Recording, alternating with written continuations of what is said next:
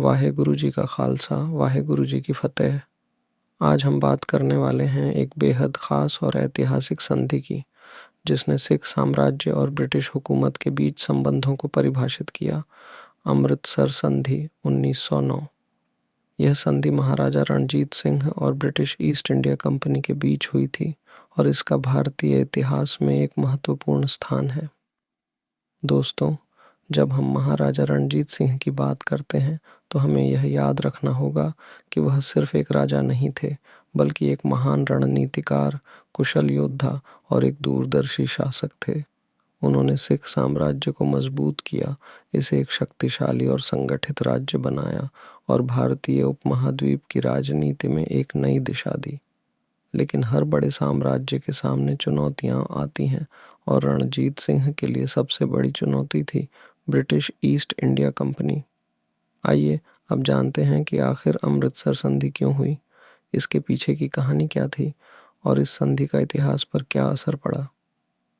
दोस्तों, 18वीं शताब्दी के अंत और 19वीं शताब्दी की शुरुआत में भारत के हालात बहुत बदल रहे थे। एक तरफ ब्रिटिश ईस्ट इंडिया कंपनी पूरे भारत में अपनी पकड़ मजबूत कर रही थी और दूसरी तरफ पंजाब में एक नया सितारा उभर रहा था, महाराजा रणजीत सिंह। रणजीत सिंह ने 1799 में लाहौर पर कब्जा किया और धीरे धीरे पूरे पंजाब पर अपना नियंत्रण स्थापित किया। 1701 में उन्होंने खुद को सिख साम्राज्य का महाराजा घोषित किया और एक संगठित और शक्तिशाली प्रशासनिक प्रणाली बनाई। उनकी सेना, जिसे खालसा फौज कहा जाता था, भारत की सबसे मजबूत सेनाओं में से एक बन चुकी थी। लेकिन ब्रिटिश सरकार को रणजीत सिंह के बढ़ते प्रभाव से खतरा महसूस हुआ।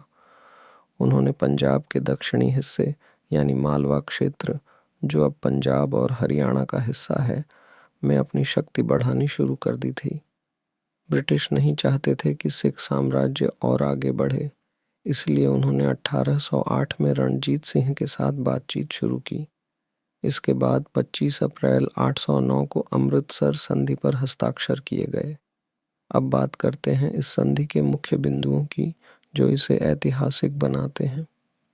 सतलुज नदी को ब्रिटिश और सिख साम्राज्य के बीच आधिकारिक सीमा बना दिया गया।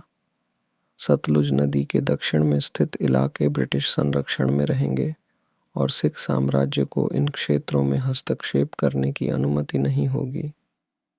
सतलुज के उत्तर में स्थित पंजाब, कश्मीर, पेशावर और अफगानिस्तान की सीमा तक का क्षेत्र महाराजा रणजीत सिंह के अधीन रहेगा। दो ब्रिटिश और सिखों के बीच मित्रता ब्रिटिशों और सिख साम्राज्य ने एक दूसरे के खिलाफ युद्ध न करने का वादा किया। ब्रिटिशों ने स्वीकार किया कि वे सिख शासन में हस्तक्षेप नहीं करेंगे जब तक कि वह सतलुज के उत्तर में बना रहता है। रणजीत सिंह को अपने क्षेत्र में शासन करने की पूरी आज़ादी दी गई। 3. रणजीत सिंह के विस्तार पर रोक। इस संधि के बाद रणजीत सिंह सतलुज नदी के दक्षिण में अपने साम्राज्य का विस्तार नहीं कर सके। हालांकि उन्होंने अपनी पूरी शक्ति पश्चिमी और उत्तरी क्षेत्रों में बढ़ानी शुरू कर दी और कश्मीर, पेशावर, मुल्तान और अफगानिस्तान की ओर अपनी पकड़ मजबूत की। अब सवाल ये उठता है कि इस संधि के बाद क्या हुआ। क्या यह संधि रणजीत सिंह के लिए फायदेमंद रही या फिर इससे उनके साम्राज्य को नुकसान हुआ। रणजीत सिंह ने इस संधि का इस्तेमाल अपना साम्राज्य संगठित करने और मजबूत करने के लिए किया। उन्होंने ब्रिटिशों से टकराव से बचकर अपना ध्यान कश्मीर और अफगानिस्तान की लड़ाइयों पर लगाया। उन्होंने 1819 में कश्मीर को जीत लिया और 1834 में लद्दाख को भी अपने साम्राज्य में शामिल कर लिया। ब्रिटिश सरकार ने पंजाब के दक्षिणी क्षेत्रों पर अपनी पकड़ मजबूत कर ली और सिखों के साथ बिना युद्ध किए अपनी सीमाएं तय कर लीं। उन्हें यह भी यकीन हो गया कि रणजीत सिंह की सेना उनके भारतीय क्षेत्रों के लिए खतरा नहीं बनेगी। 1839 में जब महाराजा रणजीत सिंह की मृत्यु हुई तो सिख साम्राज्य कमजोर पड़ने लगा।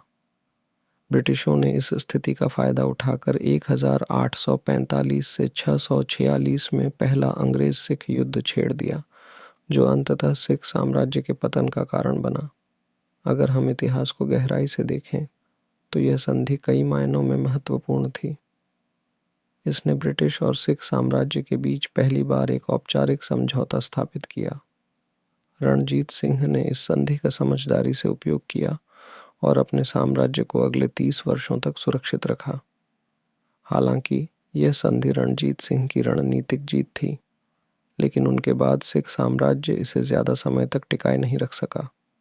आज जब हम इतिहास को देखते हैं तो हमें यह समझना चाहिए कि रणजीत सिंह जैसे महान शासकों की दूरदर्शिता और कूटनीति ने भारत के इतिहास को कैसे आकार दिया। उन्होंने न सिर्फ एक मजबूत सिख साम्राज्य बनाया, बल्कि अपने शासन के दौरान धार्मिक सहिष्णुता, प्रशासनिक दक्षता और सैन्य शक्ति का भी बेहतरीन प्रदर्शन किया। तो दोस्तों, यह थी अमृतसर संधि 1809 की पूरी कहानी। यह संधि एक मजबूत नेतृत्व, रणनीति और इतिहास की गहरी समझ का प्रतीक थी। अगर आपको यह जानकारी अच्छी लगी हो तो इसे ज़रूर